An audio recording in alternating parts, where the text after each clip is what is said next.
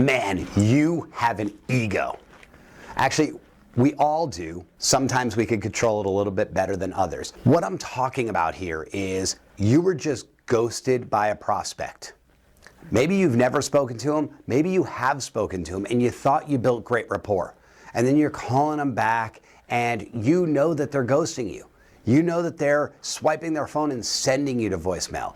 You know you could see that that text was delivered. So you know they got it and they read it and they are not responding back to you. And this is where the ego comes in. What did I do? What happened? Why do they not like me? Well, I have something to tell you. It has absolutely nothing to do with you most of the time. See, there's a big psychology lesson here. And when it comes to sales, you really have to try to put yourself in their position. Now, this is where high levels of empathy, compassion, and understanding come in. So I'm going to switch the scenario on you. And I'm going to give you a scenario where you went to a car dealership and you were thinking about buying a car. Now, when you went in, after you priced it with the packages that you wanted and all the different features that you wanted, it turned out that it was more than you were able to spend. Maybe the payment was higher, or maybe you were going to pay cash for it and it was more than what you had available or more than you were comfortable with. So your thought was, okay, I need to work for X amount of time. Let's say I need to work for the next 3 months and I need to save X amount per paycheck. And once I've done that, I'll either have the additional to put down in order to get the payment to where I want it to be, or maybe I'll be able to buy it for cash, whatever your scenario was, right? Now, you leave the dealership that day, they didn't sell you the car, and that salesperson who thought they built a pretty good relationship with you, well, they're calling you. And you know it's their number, so you send it to voicemail. And they call you again, and you let it ring out. And they call you again, and you silence it. And they text you, and you don't text them back. And they email you, and you don't email them back. And they text you again, and they call you again, and they text you again, and they call you, and they email you. And this goes on and on and on, and what you're doing is avoiding them. Why? Because of childhood traumas. Now, I told you I was going to get deep in psychology here, and now you're going, wait a second. What do you mean childhood traumas? Well, if you ask any therapist, most of their businesses are premised upon childhood traumas that we're not good enough, right? So we're always striving to be better and to be liked and to be well received and to be cool and to be good enough.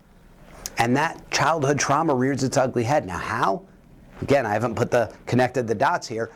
How is because when that salesperson calls us and we have to say to them, well, we're saving the money.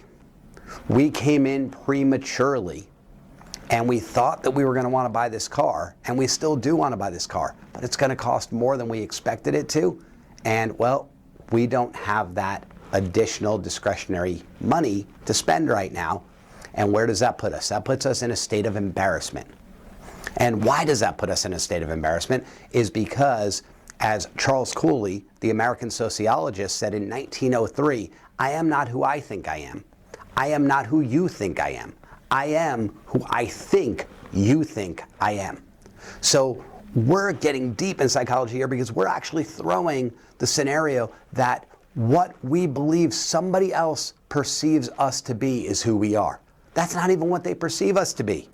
That salesman on the other end of the line might simply be like, hey, no worries. I have several clients that want to buy their car cash or want to keep within a budget and lower their payment. So I absolutely applaud your efforts and that you're going to be saving for the next 3 months. So awesome. I'm not here to bother you. Whether you're looking to buy in the next 3 weeks, 3 months, or even 2 or 3 years down the line, I want to be your go-to person. And they'll totally disarm the situation. However, we never give them the opportunity. We avoid them. We avoid that phone call because that's the more comfortable way to go. That is what we call the path of least resistance, or so we think.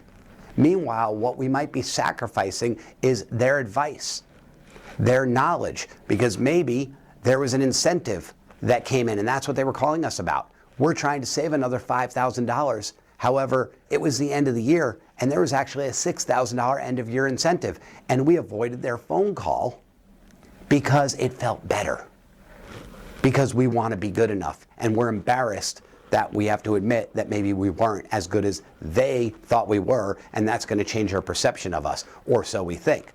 So now, let's translate that back to our business. You have a real estate prospect, and they absolutely want to buy a house. However, the reason they're ghosting you, the reason they're not accepting your call or your text, your email, and not responding is not because they're not interested in buying a home, not because they're not interested in listing their home. It's because they're not at the right time, or so they think. Now, it would be awesome if they would respond and we can give them information about interest rates changing, or about more buyers in the market if they're a seller, or whatever the dynamics are that may actually impact them in a positive way. However, if they don't, that's okay too. It's a detriment to them, but they don't know. So for us, what we need to do is, again, have high levels of empathy, have high levels of compassion, and have high levels of understanding, because we're on that side of the fence sometimes too. And it's not about us. It's about them and the position they're in. So no, in the case of real estate, oftentimes means not right now, I'm not ready yet. And it's incumbent upon us, if we want to build that right relationship, build that right rapport, have a client for life, get referrals from these clients, is to stay on them in a way that's not overwhelming, in a way that's not commission breath, and in a way that is in their best interest. And that's where, on a previous video, I talked about the fortune being in the follow-up, not just with those that have shown interest, but even those that haven't. Because again, some may not show interest simply because they're embarrassed to talk about where they are right now in this moment in time, with the potential or lack of potential to actually execute on buying or selling their home. So think about that. Deep psychology lesson for today. I hope that really resonates with you, and it's something that you can think about and go, you know, I never applied this to real estate. Now that I've heard it in this construct, it makes a lot of sense, and you will treat your clients, your prospects, your contacts accordingly as you move forward, and be able to actually convert a lot more of them as a result.